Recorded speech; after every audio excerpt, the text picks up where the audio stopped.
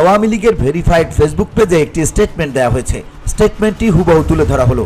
সংস্কারের নামে চলছে র্যাব পুলিশের বেআইনি আগ্রাসন। অবৈধ সরকারের নির্দেশে বিভিন্ন জেলায় মামলা ছাড়া ও মিথ্যা মামলায় অন্যায়ভাবে আটক হয়েছেন।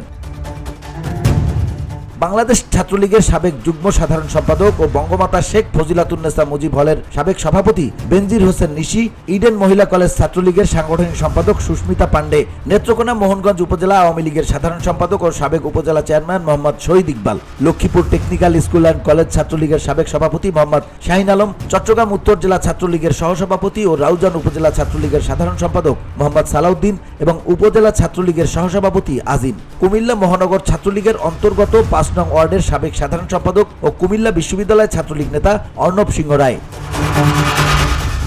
মৌলভীবাজার জেলা শ্রমিক লীগের সহদপ্তর সম্পাদক কালাম মিয়া, গাইবান্ধা জেলার সুন্দরগঞ্জ উপজেলার হরিপুর ইউনিয়নের 3 নং ওয়ার্ড আওয়ামী লীগ সভাপতি মোহাম্মদ মোশাররফ হোসেন, বাংলাদেশ ছাত্রলীগ কেন্দ্রীয় নির্বাহী সংসদের সাবেক সহ সম্পাদক ও প্রিমিয়ার বিশ্ববিদ্যালয় ছাত্রলীগের যুগ্ম আহ্বায়ক আব্দুল্লাহ রায়হান। সংস্কারের নামে গণগ্রেপ্তারের এইসব প্রহসন ও আইন বহির্ভূত কর্মকাণ্ড বন্ধ করতে হবে।